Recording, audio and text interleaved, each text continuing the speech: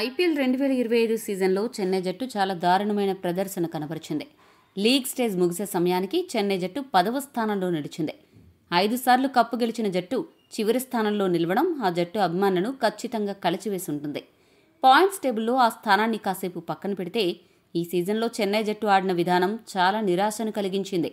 ఎక్కువ మంది ఆటగాళ్లు సరైన ప్రదర్శన చేయకుండా తీవ్రంగా నిరాశపరిచారు. ఈ నేపథ్యంలో చెన్నై జట్టు వచ్చే ఐపీఎల్కు ముందు కనీసం 6 మంది ఆటగాళ్లను పక్కన పెట్టే సూచనలు కనిపిస్తున్నాయి. ఆ వివరాలు ఇప్పుడు మనం చూద్దాం. ఈ లిస్టులో ఉన్న మొదటి ఆటగాడు విజయ్ శంకర్. ఐపీఎల్ చరిత్రలో ఇప్పటివరకు ఏ సీజన్లో కూడా సరిగ్గా ఆడకపోయినా చెన్నై జట్టు అతన్ని నమ్మి 1,20,00,000కు కొనుగోలు చేసింది. ముఖ్యంగా మధ్య ఓవర్లలో బాగా బ్యాటింగ్ చేస్తాడు అని భావించారు. కానీ ఈ సీజన్లో విజయ్ శంకర్ తీవ్రంగా నిరాశపరిచాడు. చెన్నై తరపున 6 మ్యాచ్లు ఆడిన విజయ్ శంకర్ 39 సగటుతో 129 స్ట్రైక్ రేట్తో 118 పరుగులు చేశాడు.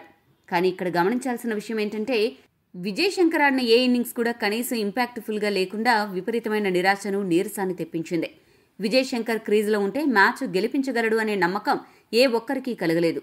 ఈ లిస్టులో ఉన్న మరో ఆటగాడు న్యూజిలాండ్ ఓపెనర్ డెవాన్ కాన్వే. 2023లో కాన్వే చెన్నై తరపున అసాధారణ ప్రదర్శన చేశాడు. ఆ సీజన్లో 16 మ్యాచ్లకు గాను 672 పరుగులు చేసి చెన్నై ట్రోఫీ గెలవడంలో కీలక పాత్ర పోషించాడు.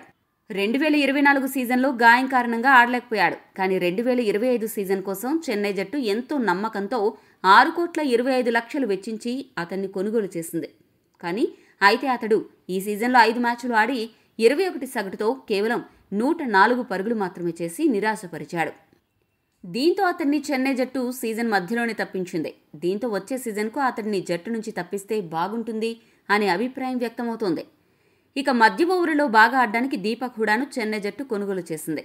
ఈ 30 ఏళ్ల ఆటగాడిని 1,70,00,000 పెట్టి కొనుగోలు చేసి 6 మ్యాచ్లు అవకాశమిస్తే కేవలం 6 సగటుతో 31 పరుగులు చేశాడు. దీంతో అతనికి దండం పెట్టేసి చెన్నై జట్టు పక్కన పెట్టేసింది. వచ్చే సీజన్కు ముందే జట్టు నుండి తోసేయడానికి రెడీగా ఉంది. ఈ లిస్టులో ఉన్న మరో ఆటగాడు రాహుల్ త్రిపాఠి. 1 డౌన్ స్థానం కోసం త్రిపాఠిని కొనుగోలు చేసింది చెన్నై జట్టు. ఓపెనర్గా కూడా బరిలోకి దించింది. అయితే ఏ స్థానంలో ఆడించినా కూడా త్రిపాఠి దారుణంగా ఫెయిల్ అయ్యాడు.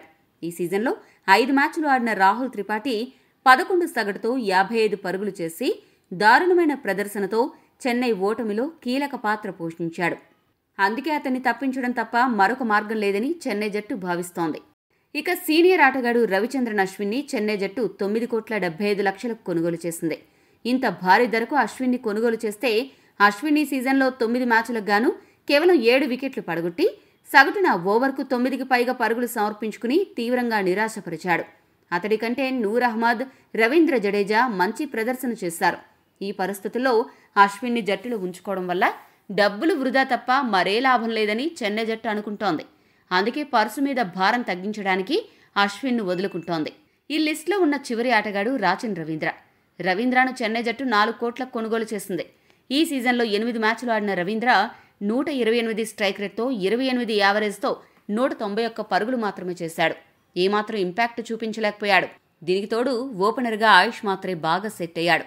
రుతురాజ్ కూడా వచ్చే సీజన్కు జట్టులోకి వచ్చేస్తాడు. ఇటువంటి పరిస్థితుల్లో రవీంద్రను తప్పించడమే మంచిదని చెన్నై జట్టు భావిస్తోంది. ఈ లిస్టులో ఉన్న ఆటగాళ్లు కాకుండా ఇంకా ఎవరైనా చెన్నై జట్టు వదులుకుంటే బాగుంటుందా?